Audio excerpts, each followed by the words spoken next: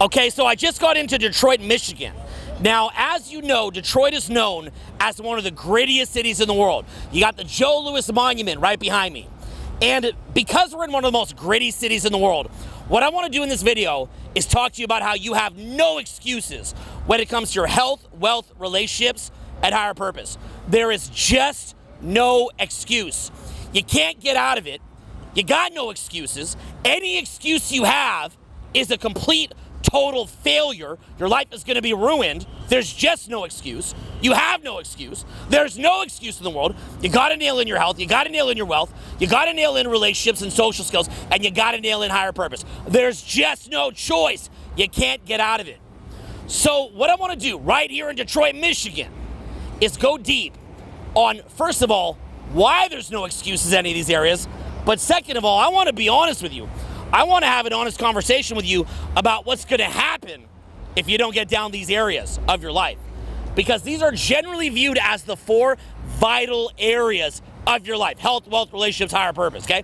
You know that my angle on that is social skills.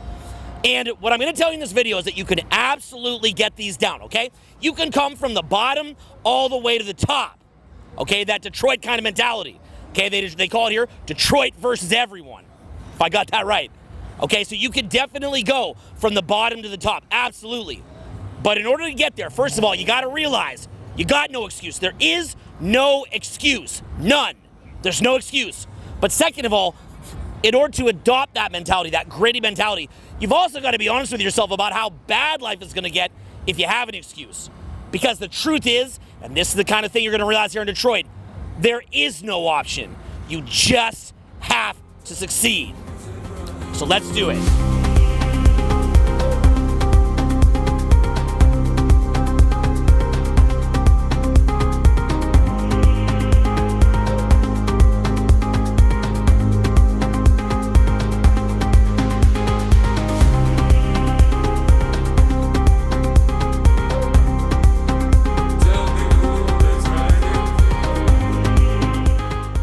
Okay, so we're sitting here right on the Canadian border. I don't have a zoom lens, but I'm going to use my phone. I'm going to show you something very, very beautiful and personal to me.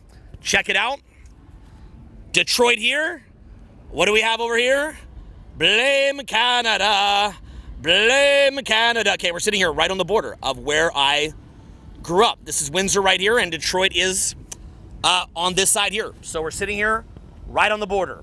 And it's such a perfect thing to be talking about this right here, right now. The reason why is because, like I said, Detroit is a gritty city.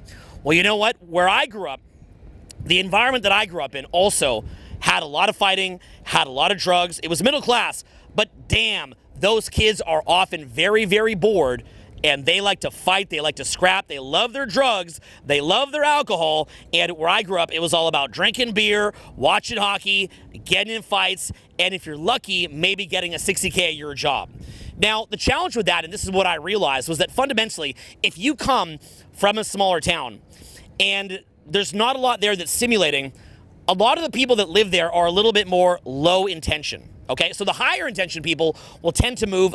Let me explain to you the pattern. So I'm sitting out here in Houston, Texas. All right. And I'm doing a completely free series of events right out here in Houston, Texas. If you would like to make a lot more cash, you want to learn incredible social skills, you want to get spiritually tapped in, but more important, you want to meet me in person, you want me to build you an incredible network of like-minded people, and you want to get a ton of personal feedback, click the link below and come on out to the Texas free event series. We're going to be doing them out here in Houston. We're going to have the time of your life. Fly in for it. See you out here in Texas. Low intention people tend to live in cities that are a little bit more boring and have a little bit less opportunity because spiritually and energetically, they're often, they kind of get their fuel from getting in fights, drinking beer, smoking weed, maybe doing the harder stuff, and then kind of just complaining about their boss and living within that sort of energetic circuit.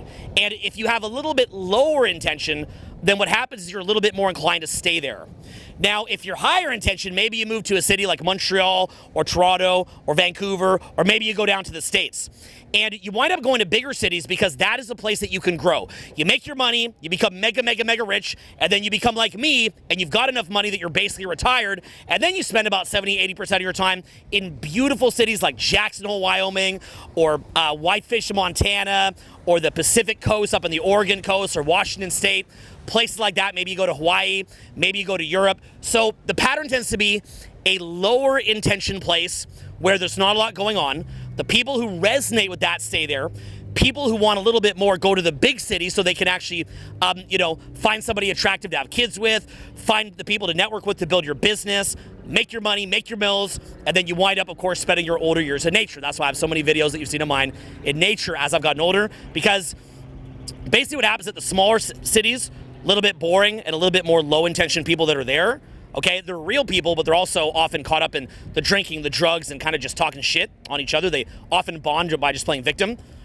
Bigger cities winds up being big ballers that are doing huge things. You're in Los Angeles, you go down to Rodeo Drive, you're wearing the right watch at a restaurant, somebody else has the right watch on, you go say hi to them, you compare watches, next thing you know, you've done a $100,000 deal. Okay, you've maybe sold them a 3-day course that costs $100,000 because to them, they want something super exclusive and they've got the cash. Okay, you wind up hooking up with the most attractive models and people, famous people, crazy dating life. You wind up doing parties in mansions, and you wind up just banking it and balling out. But then, of course, you hit the point where you're like, this place is kind of transactional. Everybody's here is just hustling. I've got my paper. I want to go into nature. That is the kind of pattern that you'll see yourself having based on where you grow up if you're into self-development. Again, probably came up in a lower intention city where it's all about hanging out at Walmart, okay, hanging out at the gas station and looking through the binoculars at your neighbors and complaining about them, then going to the bigger city where you're going to ball out, and then going back into nature. And then, from there, maybe when you're older, you get into politics and you go back to where it is that you're from to add value to it. I'd love to go back to Canada and make a political run, specifically because I love my country so much, but I also love America so much. And as a result of that, anything that you could do to help people that are maybe in that pattern because you've actually come from there, you want to go back and help. So you see what I'm getting at here? This is kind of like a basic pattern. Now, you see the pattern that ideally is going to happen to you, and ideally you're healthy. You're very healthy. You've got a lot of cash. You've brought the right people in your life, the right relationships, and you found some kind of spiritual purpose behind what it is that you're doing, which essentially ties it all together and makes it all worthwhile. Okay, so that's kind of what I want to say here, just inspired by being right beside Canada. What a shot, too. That beautiful bridge right there. That's a bridge that goes back and forth from Windsor. What a beautiful night. What a beautiful time to be shooting. It's really incredible to be shooting here. But what I want to shoot into next is I want to show you why, in effect, you have no choice, okay, to do this. You don't have a choice but to take this journey. You don't. You think you do, but you actually don't. Okay, simple example we're trying to go deeper on is I remember whenever I see clients, their girlfriend will, say I have a male client, his girlfriend dumps him. The guy will say, should I work on getting her back? Or should I work on developing myself? Which one should I do? Should I get her back? Should I try to fix it with her? Or should I build myself back? Bro, if your girlfriend dumped you, when a woman dumps you, they're done. They are done. You can't fight to get her back because the entire buyer-seller dynamic and her seeing you as having higher value, that's gone when you beg back. And in a couple cases, you can to clarify some things. Sometimes there's, a rupture repair pattern in relationships. It can happen a little bit here or there. But most of the time, if you're dating someone attractive, when they're done, and you are, to some extent, dead to them to some extent because they've moved on. Now, because of that, people will say, I have this choice, I can try to get her back or I can work on myself. That is a false dichotomy. Because what will happen is the only way to get her back is to work on yourself. Look at the beautiful birds here. Look at that. So the only way to get her back is to work on yourself. There isn't two paths. You're not at this fork in the road that you think you're on. You're not. There's no fork in the road. If you just keep trying to get her back, you'll most likely fail in 99% of cases, unless it's a small little rupture. Okay, and frankly, a lot of time the way to get her back wouldn't be to be like, let me beg you back. A lot of time it's like, kind of showing that you have higher value, they chase back. But the point is, and a couple times could be that you beg back, but that's so rare. So it's a false choice that you're not at a fork in the road. The only thing that you could actually do to get her back is to work on yourself. Ironically, when you work on yourself, you won't want her back. You see what I'm saying? Because you'll have better options by then. But you'll have the ability to get her back. I can promise you that if you work on yourself, in 99% of cases, every single ex you have would come back to you. But you have to work on yourself. But if you stay where you are now and just beg, you are going to 1,000,000,000% fail, okay? So in the same way, if you want to... What's up, guys? What up? So in the same way, what winds up happening is if you want the people back in your hometown to respect you, you can get that. but you're not going to get it by begging them and staying at home. When I left my hometown, a lot of my friends had done a lot of bad things to me, a lot of bad stuff. There was a lot of people who disrespected me. Now, funny enough, you go off to the big city, you grow, and you come back, they're going to see you in a whole new light, and you'll have that respect. But you think that you're in some kind of fork in the road. You know, should I stay in my hometown and work it out with these people? You probably can't, because you're stuck in the loop of them talking shit and playing victim like what you have in a lot of low-intention places. But if you grow, you go back, it's going to elicit a whole other side of their DNA, which is to chase higher value, and you're going to wind up living a better life. So you're not actually at a fork in the road. Do you understand? Okay? Do you understand? Do you get it? Okay? So as I'm sitting here and just taking one last little shot, just beautifully reminiscing of me growing up. Beautiful time just growing up. And there it is right there. Just remember, you want to go home, you go out, you build some respect, you go out, you do something big, you go home, it's a different story. And like I said, you're not at this fork in the road when it comes to building yourself up. There is no choice. It's a false choice. The only choice is to grow. The consequences are too great. So let's keep going. Let's head a little bit back into town. And what I want to talk to you about is more about the false sense of the fork in the road. And frankly, the consequence of what will happen if you don't choose to grow, if you were to instead choose to stagnate, and the importance of taking the right path.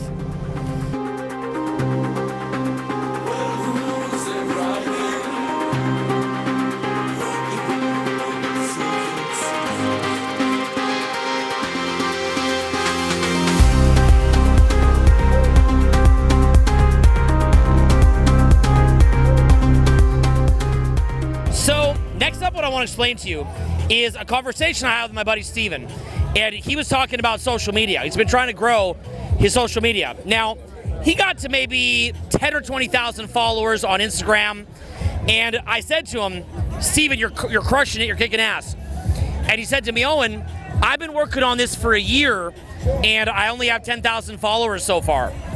So I kind of feel like giving up a little bit. And I said, bro, first of all, you should be happy having 10,000 followers right off the bat. That should not bother you at all. So I told you, bro. But second of all, you need to see this within a different light. You don't have a choice. That's what my friend Steven does not understand. He's like, well, you know, I worked all year on this and I only got to 10,000 followers for my business. I'm like, bro, you don't have a choice. There's not an actual choice here. You think you have a choice? You don't. There's no choice. Now, here's what I mean by this.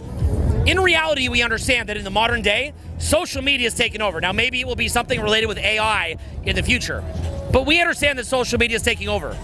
So let me rewind to when I first got on social media. So back in the day, I'm teaching social skills back in like 2007, 2008. And I'm making millions of dollars off selling DVD sets like Foundations and Blueprint Decoded in my mid-20s. And I see that social media's come out. I look at it and I say, oh, we're no longer doing DVD sets for the next 5 or 10 years. We're just taking the same content that we would have put out on DVD sets and we would have made millions of bucks from it.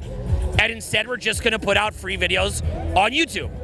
And I knew that. It was clear as day to me that that is what's going on. It was absolutely as clear as day. Now, why is that? Because I understood the inevitability of social media. I knew it was inevitable. You know, if I do my little one-person protest, that's not going to do anything, right? I'm not participating. That's not going to do anything. So I understood there is no choice. And do you think that I got to 10,000 followers in my first year? I'm not sure, but probably not. I can't remember. I just understood I didn't have a choice. Now, the other people in my industry were like, oh, I'm not doing that. I have a choice. No, you don't. You don't have a choice. There's no choice. They all went bankrupt. They're all bankrupt. Okay? Do you comprende? They all went bankrupt. So I understood there's no choice. Likewise for my buddy, in his field, if he doesn't do social media, eventually other people will get better on social media and they will drive him into bankruptcy. So there's not actually a choice. Do you understand? Likewise, let me say the same thing about learning social skills. Right now, the top people, okay, the most attractive people out there in dating have social media. which means that most regular folks can't even get married anymore. Okay? Like the average guy who's like a 7 in looks doesn't have a girl who's a 7 just waiting for him anymore. That's the past. Social media's taken over, and it's winner take all. So you've got to understand there's a inevitability that you have to learn these tools. There's not a choice. It's a false dichotomy. Should I learn the tools? Should I not learn the tools? Does this work? Does this not work? You're thinking that there's a choice in a space where there is no choice, in a space where a choice doesn't exist. So here's what I'd say to my buddy, Steven, and here's what I'd say to you for social skills. For my buddy, Steven, as far as him learning about social media, he just has to keep going.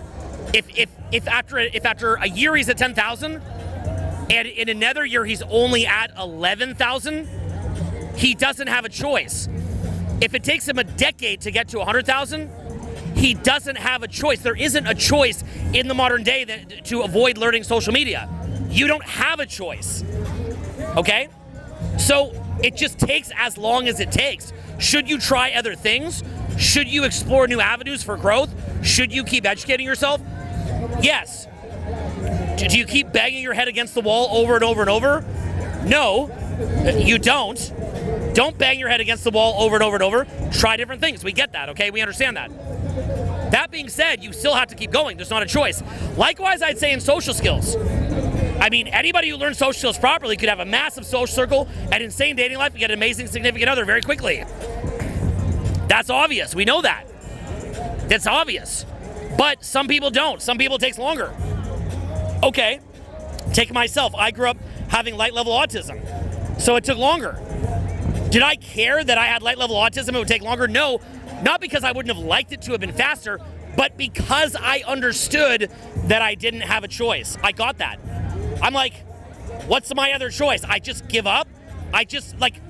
Every single one of my ancestors before me has reproduced, right down from weird little tadpole versions of humanity to monkeys and cavemen and all that, and I'm the one who didn't make it? Plus I'm just gonna be lonely? Plus I'm gonna be miserable? That was not acceptable to me. I understood that wasn't in the cards. So as a result of that, I understood the inevitability that I had to be successful. There's no choice. There is no choice. Like 50 Cent said, get rich or die trying. There's no choice. It's weird to me that people think there's a choice, maybe I'll just give up on social media and then in the future just get completely bankrupted.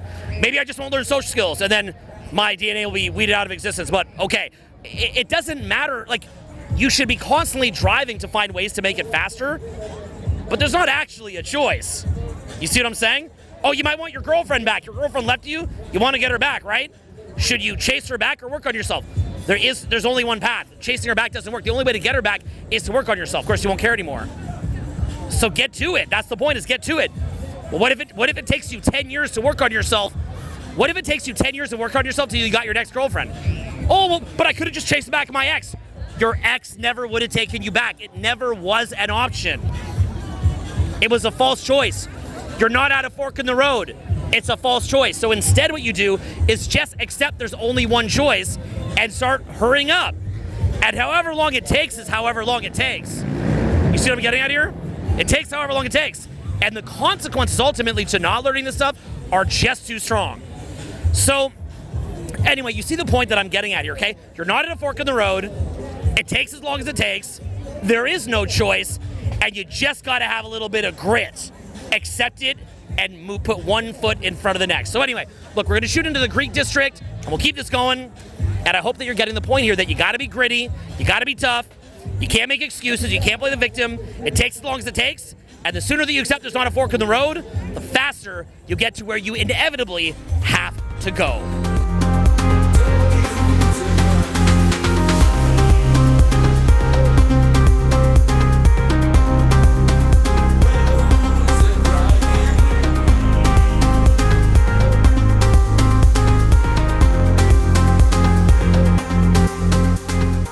So we just got over to the Greek district, and even though it's all dug up right now, it's not even a great time to shoot, I'm shooting the Greek district, okay? Because I decided a long time ago when I come to Detroit, I'm shooting in the Greek district. And this is a place that, by my understanding, is where a lot of people go out in Detroit. Now, leading into that, and seeing the fact that we're shooting in suboptimal conditions, that's the perfect lead into my next point. And here's what it is. So I don't mean to make this when I was a boy kind of story. Like when I was a boy, I hiked to school in my bare feet through the blizzard sun and you're spoiled, okay? I'm not trying to make it like that, but I'm trying to give you a bit of a wake-up call. When I was first learning social skills, like I mentioned in the last shooting location, I understood I didn't have a choice. So I wound up learning about this stuff off of random websites that were written by random people. You couldn't see their eye contact. There was no footage of them having real-life social interactions that you could find if you looked hard enough. Okay? That you could find if you looked hard enough. So there was nothing like that. I didn't even know who these people were. They were writing articles, and they were posting articles on forums.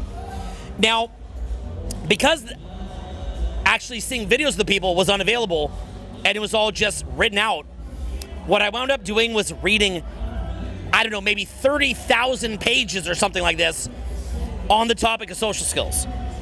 It really was. There was this thing called TFM, which stood for the fucking manual. And back then, if you asked a question that wasn't based on real life experience, people would say RTFM, read the fucking manual, or DASF, do a fucking archive search. Okay, was it DAFS, right? Do a fucking archive search. So RTFM, read the fucking manual, do a fucking archive search, and it was just expected that you would be versed in every single theory that was ever written by people whose faces you would never see because social media didn't exist in the early 2000s when I was learning this, okay? Now, then what I did was I wound up taking workshops. One of them was with a guy named Evan Pagan, and his workshop, you didn't go out and actually chat with people. You learned in a conference room. You took it on faith that his name is Evan Pagan. His pseudonym back then was David D'Angelo. And he's amazing, by the way. I love this guy. But at the time, I didn't know much about him, even though I love this guy. Changed my life. I made a lot of money just from meeting him. A lot of money, a lot of social skills, a lot of great results. This is a transformative mentor of mine, Evan Pagan, a.k.a. David D'Angelo back in the day. Transformative mentor. But the point is, it taught me so much. He would take me to lunches. I got to know him. It was the craziest thing. Changed my life. But the point being is that at the time, I would go down to LA. I didn't know what his actual results were. I had no idea. I just took it on faith, and I thought the seminars were decent.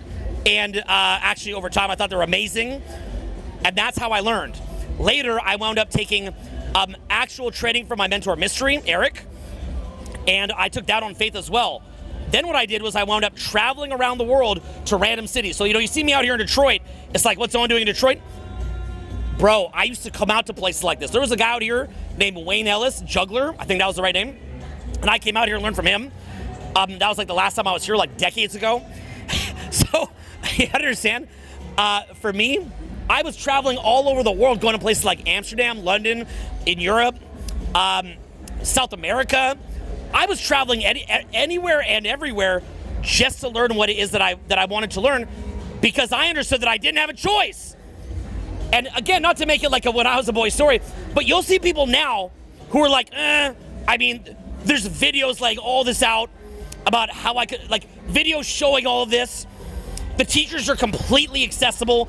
There's free events, like literally free events in small towns or towns that don't make a lot of money.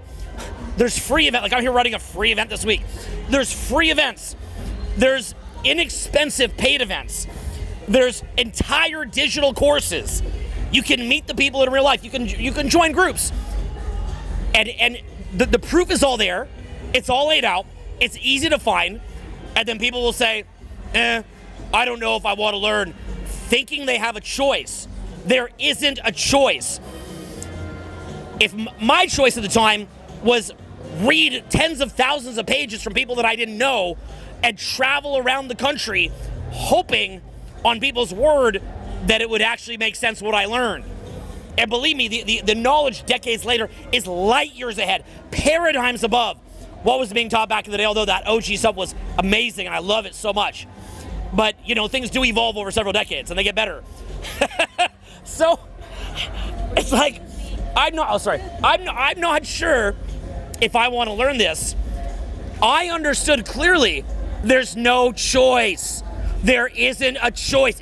The choice is a false dichotomy. It's a false choice. The only other choice is just to stay stuck where you're at. And look, The same thing goes for wealth building information that's out now. You have things like college lectures being filmed, all sorts of advancement in nutrition, huge amounts of advancement in understanding of spiritual growth based on people looking at older texts and getting a better understanding of them instead of them being just completely opaque and really hard to understand. So it's a lot easier now. But what I'm getting at is, even back in the day, look, in the same way, it's a little bit hard to shoot here in the Greek district. You find the way, okay? Life finds a way, like they say in Jurassic Park. You find a way to get the Greek shot. You find a way to go learn from people. You do it when you don't have a choice. So that is the next thing I want to tell you is, you're not at a fork in the road, buddy. There's not a fork in the road. The things that I did in order to learn was because I knew the consequences if I didn't get it. So the same way, what I say to you is, there is no choice. You have to learn it. You have to find the grit. You have to find a way. And look, to be honest with you, it's much, much easier now to learn. And honestly, you're gonna crush it when you make that choice.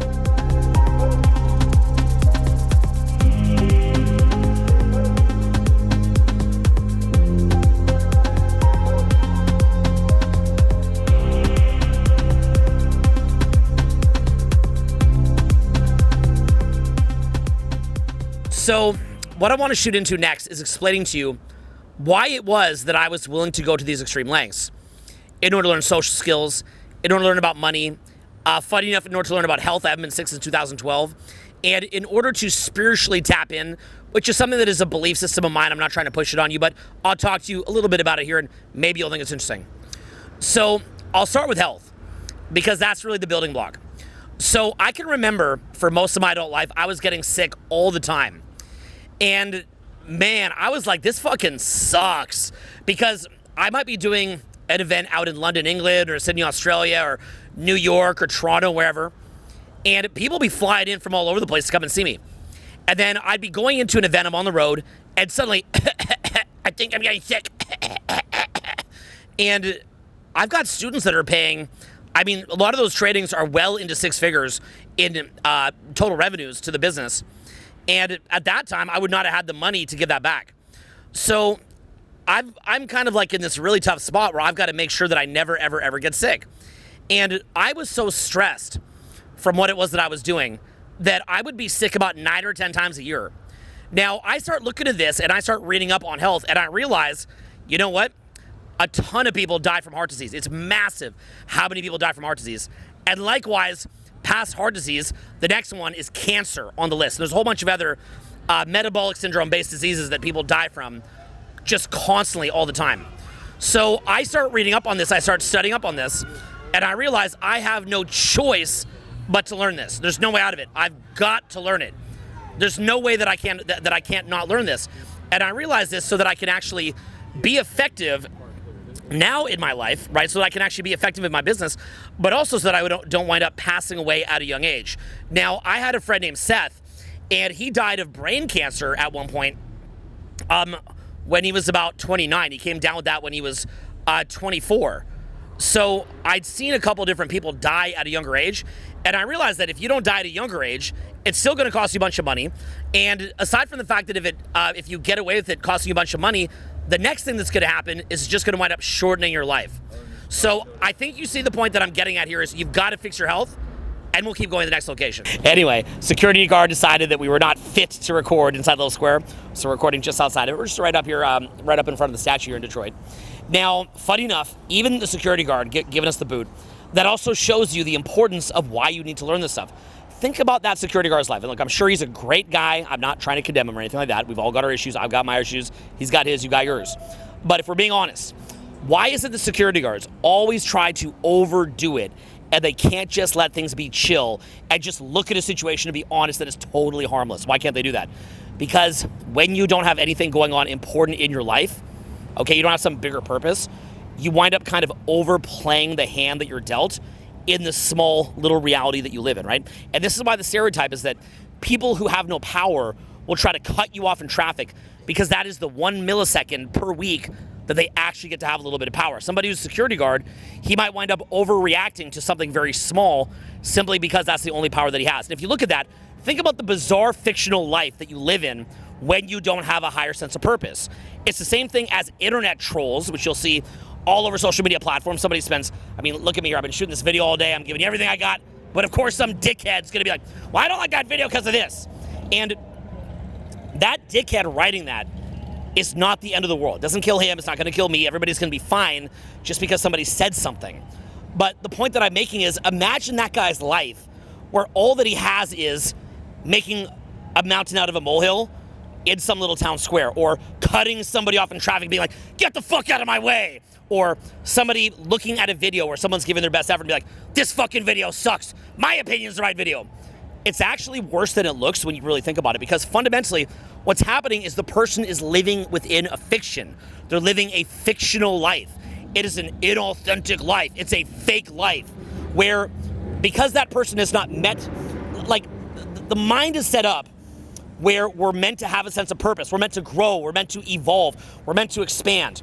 But if we don't achieve that, for example, say that you stay in the kind of low-intention city where you grew up, like what I talked about over by the water, say that you stay there, and then now all of a sudden you're kind of, getting in fights with people on the street, shit-talking your neighbor, making a big deal out of nothing, living within the groupthink. It's like you never actually evolve into what your mind is capable of. That same security guard is a child of God. That guy doesn't realize that he is built in the image of his creator. That guy could be amazing if he had the correct paradigms, or if he had access to the correct paradigms, and if he were to actually take it upon himself to explore them. Imagine what he could do. He could be the president of a country. He really could. I don't take that away from him. But because he hasn't made that choice, or rather, because he thought he had a choice, he thought there was a fork in the road. One fork in the road is evolve. The other is maybe be a security guard for longer. He winds up staying small. Okay, so that's what I'm getting at here. Like, take the health thing that we sort of had interrupted over there. You think that you have a choice, you don't. Because maybe you're running a business, you mess up something in your business, and you wind up going bankrupt. Maybe you make it until 30 or 40 or 50, you wind up getting heart disease or cancer. You don't have a fork in the road. Look, a guy who I love to death is Kevin Samuels, RIP, love that guy. He had high blood pressure. And you've seen his videos. I love that guy. But doesn't mean I agree with every word he said, but I love the dude, okay? We all miss him. We miss the Godfather. And he thought he was at a fork in the road, keep drinking Red Bull or stop drinking Red Bull. He thought he had a fork in the road, and he wound up passing away. My understanding is from a heart attack. Now, obviously, the powers that be could have took him out because he was actually making a positive difference in the world. But the point is that let's just assume it was a health thing and not just him getting taken out, although who knows. Well, then from there, he thought, just going off the idea that maybe it was his health. Well, if that's the case, again, thinks there's a fork in the road, there's not. You don't make the right choice, you're done, okay? And there's many of these other choices where you think you have a choice, but you actually don't. With health, you actually don't. With money, you actually don't. You think you've got a choice, you don't. Have you ever even done the math of what it takes to retire? My buddy Sid, if you know Sid, he's a very, very successful business person. And one of the business models that he's done over the years is old person's housing, like people that are retired. And he has this one building where there's a private version and a government-run version. Both versions he feels so sad about because when he purchased it, he's like, okay, this thing's making money. But he gets in there and he's like, this place is out of control. He wound up getting so depressed with it, he had to get rid of it. Because literally the average life when you're older, if you don't have money, even if you get put in a private retirement home that costs like 10 grand a month, it sucks super bad, horrible, and if you get put in the government one, you're totally fucked. So you think that this money choice is a choice, like, oh, I have a choice, like, make money or don't make money, maybe I'm not superficial, and then you wind up living the last 30 years of your life in a fucking deranged shithole. You don't have a choice. How about the fact that your kids won't be able to afford to eat healthy food, and then they wind up getting all fucked up? The choice is not actually there. You're not actually presented with a choice. It's a false dichotomy to think that you have a choice. You don't. Now, let's bring it back to the social skills concept, relationships, and learning how to meet people that I put so much effort into learning over the years. You think you have a choice, like, maybe I'm not going to learn that. Do you understand that when you don't learn those skills, first of all, even if you do get a relationship, you're way more likely to get cheated on than you think. Look, even with those skills, that can absolutely happen. But at least it minimizes the chances, but you're never 100% protected. But without it, infidelity is the norm. Okay, so, I didn't learn these skills. I had a choice not to learn social skills. Well, guess what? You're probably going to be raising somebody else's kid. Do you understand? Okay, maybe if not literally, but metaphorically. Someone else is going to be up in there. You'll be licking it all up. Do you understand? Also, your significant other, you won't even be their first choice. So again, like the security guard, like the person cutting off someone in traffic, like the internet troll, your romantic relationship, the love of your life, your soulmate, is a fiction. Your soulmate actually wishes that there was someone else and settled on you, maybe because they got older and there's just a lack of options. They couldn't get the person they want. I can honestly tell you that when you learn proper social skills, you'll be dating different people, and they'll want you to commit to them, and you're not going to be willing to give them full commitment, and they'll wind up getting a proper significant other, and they'll tell you, I just really wanted you, but, I knew I could never get you to fully commit to me, so, I kind of settled on them. But, if you ever change your mind, I'll get rid of them. And you would be on the other side of that equation if you don't learn it. Not to mention that your offspring are not even going to be, as healthy or happy or have a proper, somebody who you could have created that offspring with that's at the highest level that you could. You're not going to have that either. And you also are probably not going to get to meet the person you want. So basically you're living this weird lie that results in infidelity, divorce, chaos, loneliness. If you don't even learn social skills, you're going to spend more time probably getting crushes on people and just being frustrated than you would if you just learned social skills. So there's not actually a fork in the road where you have a choice. I knew that. It was obvious to me. It was weird to me that it was not obvious to other people. So as a result of that, I wound up just going all out and doing whatever it took. Now, the last one is spiritual growth. Now, this topic goes way beyond the breadth of what I could cover in this video. But what I would say is that from my years of studying this, I really believe that even if you make it through everything that happens in life, you got to think about your soul, and you got to think about where your soul is going. And I'm not talking some weird scary like heaven or hell thing or anything like that, but it's a much, much, much broader topic. What I would just say is this, to keep it focused within this video. I've got many other videos on it. What does all of this matter if you have the health, the wealth, the relationship, but you don't have that higher purpose? You don't have that evolution of your soul. Not to mention that, personally, from my point of view, when you're not spiritually tapped in, your mind winds up creating weird ultra egos and has different energetic parasites that are running you. So your life is even more fake. So without health, wealth, relationship, higher purpose being dialed in, you're basically utterly fucked. And people think they could ignore these areas. You can't. There's not an actual choice. It doesn't exist. It's a false choice. You think you have a choice. You don't. You were born on this earth. You're walking around. Your life is fucked if you don't get on top of these areas. Health, wealth, relationship, higher purpose. So what I'd say to you is just have that epiphany that you're not in a position where there's a fork in the road and you get to choose. Things are going to get worse and worse and worse and worse. More painful, more painful, more painful, more painful. But on the flip side, if you decide to walk the path, which is a path you have no choice but to walk, actually the rewards are really, really, really tremendous.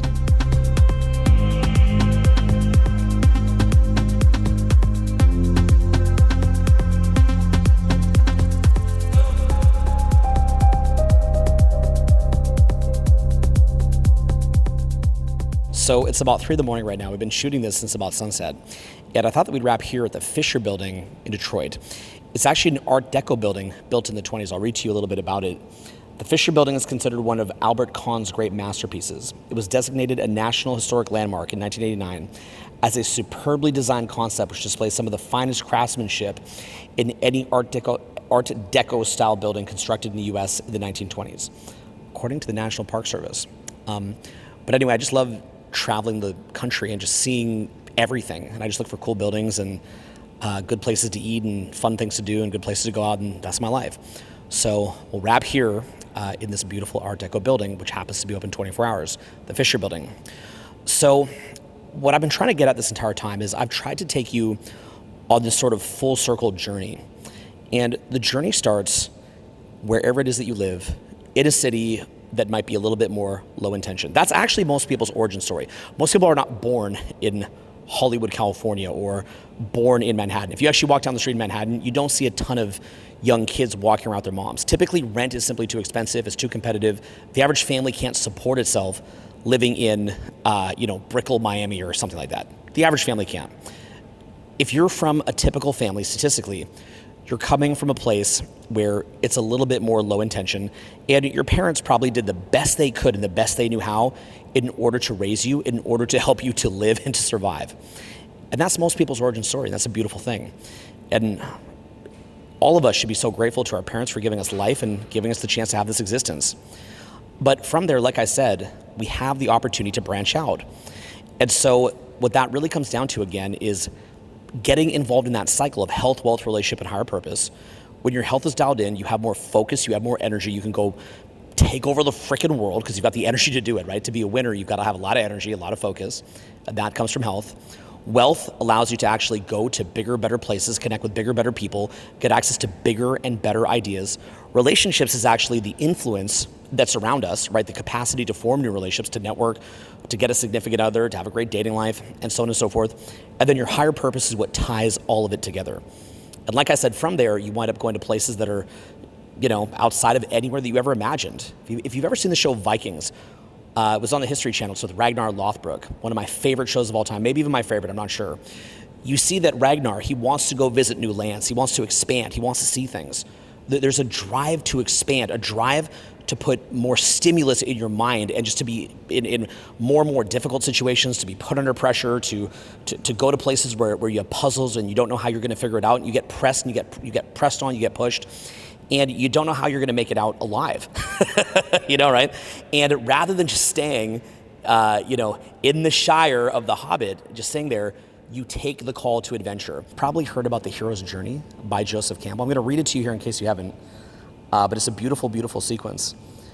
It is actually 12 stages of a hero's journey, okay? Number 1, the ordinary world. This is where the hero exists before his present story begins, oblivious of the adventures to come. It's his safe place, his everyday life where we learn crucial details about our hero, his true natures, capabilities, and outlook on life.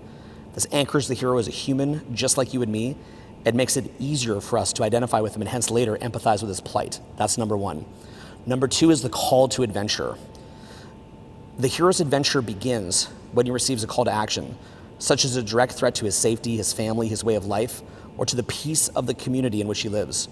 It may not be as dramatic as a gunshot, but simply a phone call or conversation. But whatever the call is, and however it manifests itself, it ultimately disrupts the comfort of the hero's ordinary world and presents a challenge or quest that must be undertaken. 3, refusal of the call. I went through this myself. I definitely refused the call initially.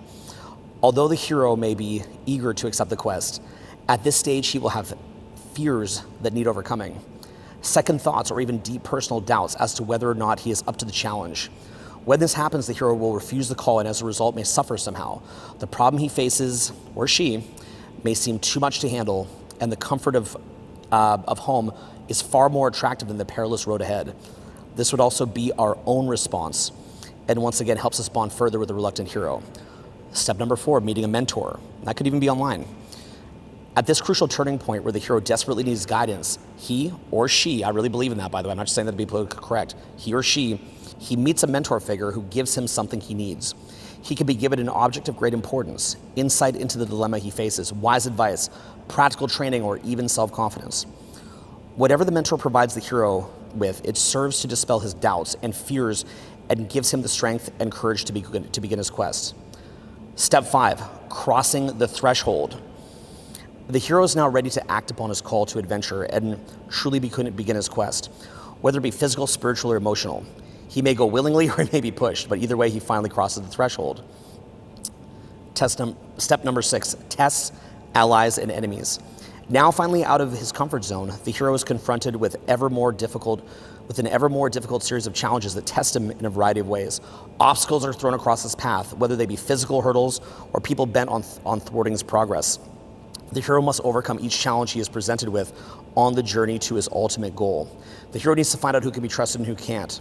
He may earn allies or meet enemies who will, each in their own way, help to prepare him for the greater ordeals yet to come. This stage is where his skills or powers are tested, and every obstacle he faces helps to gain a deeper insight in his character and ultimately identify with him even more. The next one, step 7, approach to the inmost cave. The inmost cave may represent many things in the hero's journey, such as an actual location in which lies a terrible danger and inner conflict, which up until now the heroes had not had to face. As the hero approaches the cave, he must make final preparations before taking that final leap into the great unknown. As a threshold to the inmost cave, the hero must once again face some of the doubts and fears that first surface upon his call to adventure. He may need some time to reflect upon his journey and the treacherous road ahead in order to find the courage to continue. This brief respite helps the audience understand the magnitude of the ordeal that awaits the hero, and it escalates the tension in anticipation of his ultimate test. Number 8, ordeal. The supreme ordeal may be a dangerous physical test or a deep inner crisis that the hero must face in order to survive, or for the world in which the hero lives to continue to exist. Whether it be facing his greatest fear or most deadly foe, the hero must draw upon all of his skills and experiences gathered upon the path to the inmost cave in order to overcome his most difficult challenge. Only through some form of death can the hero be reborn, experiencing metaphorical resurrection that somehow grants him the greater power or insight necessary in order to fulfill his destiny or reach his journey's end. This is the high point of the hero's journey, where everything he holds dear is put on the line. If he fails, he will either die, or life as he knows it will never be the same again. Number 9, reward, seizing the sword. After defeating the enemy, surviving death, and finally overcoming his greatest personal challenge, the hero is ultimately transformed into a new state, emerging from battle as a stronger person and often with a prize. Reward may come in many forms: an object of great importance or power, a secret, greater knowledge or insight, or even reconciliation with a loved one or ally. Whatever the treasure, which may well facilitate his return to the ordinary world, the hero must quickly put celebrations aside and prepare for the last leg of his journey. Number 10, the road back. This stage of the hero's journey represents a reverse echo of the call to adventure, in which the hero had to cross the first threshold. Now he must return home with his reward, but this time the anticipation of danger is replaced with the acclaim or perhaps vindication, absolution, or even exoneration. But the hero's journey is not yet over, and he must still need one last push into the ordinary world. The moment before the hero commits to the last stage of his journey may be the moment in which he must choose between his own personal objective and that of a higher cause. Number 11, resurrection. This is the climax in which the hero must have his final, it's a bit of a tearjerker, his final and most dangerous encounter with death. The final battle also represents something far greater than the hero's own existence, with its outcome having far-reaching consequences to his ordinary world and the lives of those he left behind. If he fails, others will suffer, and this not only places more weight upon his shoulders, but grips the audience so they too feel a part of the conflict and share the hero's hopes, fears, and trepidations. Ultimately, the hero will succeed, destroy his energy, and emerge from the battle cleansed and reborn. 12, return with the elixir. This final stage of the hero's journey, in which he returns home to his ordinary world, he is a changed man. He will have grown as a person, learned many things, faced many terrible dangers and even death, but now looks forward to the start of a new life. His return may bring fresh hope to those he left behind, a direct solution to their problems, or perhaps a new perspective for everyone to consider. The final reward that he obtains may be literal or metaphoric. It could be a cause for celebration, self-realization, or an end of strife. But whatever it represents, it's one of these three things. There's a lot of, by the way, reading this, there's a lot of funny spelling errors in this that I'm kind of fixing for you. Change, success, and proof of his journey. The return home also signals the need for resolution for the story's other key players. The hero's doubters will be ostracized, his enemies punished, and his allies rewarded. A little intense, but anyway. Ultimately, the hero will return to where he started, but things will clearly never be the same again. And so, I think what this is getting at fundamentally is that what you see in places of low intention is people who have not necessarily undertaken their own hero's journey. And this hero's journey, the reason why we can see that it's universal, why we can resonate so deeply with it, is there's a core resonance there. And you'll see it in movies like Star Wars and many other movies. But the reason why that template resonates so deeply with people is because we're all called upon our hero's journey.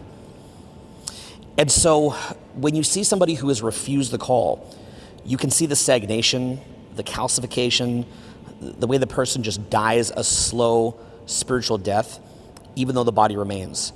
And unfortunately, in low-intention places, oftentimes you see, a lot of beautiful things there, but you'll also see people who fight over small things and do stupid self-destructive things as a diversion and find their sense of identity in who they're not. And everything about them is about playing small. And this, unfortunately, is a huge, huge percentage, if not the vast majority of our population. And in my view, this is because the system in which we live, the social conditioning, does not draw our awareness to what it is that we're really here to do. So when we talk about the key areas, and I try to give it a simple template, it's really a lot more abstract than that: health, wealth, relationship, higher purpose. These are some of the key pillars that we go at in our lives in order to have the fuel needed, the allies needed, the resources needed to ultimately come into our deepest spiritual truth. And that truth, from my point of view, is not just found meditating on a mountain, although there's going to be periods of that, periods of going deep into nature, periods of deep self-reflection, going into the cave, right? Like they talked about in the hero's journey here, going into the cave. But in addition, it's about taking the medicine that life is here to provide us.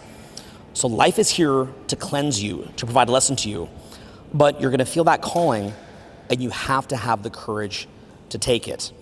And what I can promise you is that whatever land it is that you come from, the thoughts, the concerns, the things that eat you up at night, those things are going to seem very, very, very small once you've taken your journey, and eventually you make that return home. And I think what's not even made clear in that summary, but I want to make clear to you here, is that in many ways, that is the reward.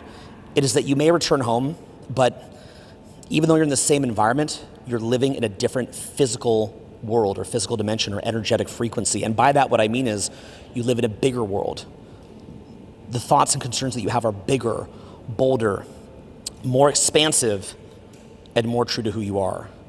You're more tapped in, you know why you're here, and you become the person you're meant to be. So that being the case, I want to wrap up here in Detroit. What a beautiful time that we spent here together. Thank you for being here with me. This was a lot of fun. This was a beautiful, beautiful place to wrap up the video. I love being in places like this. I love traveling, expanding, meeting new people. And I hope that someday I meet you. And I want to thank you for making it all the way through the video here. It means a lot to me. And I hope that we're going to be just crushing it on our journey together. I love you very much. I'll be back with more soon. Peace.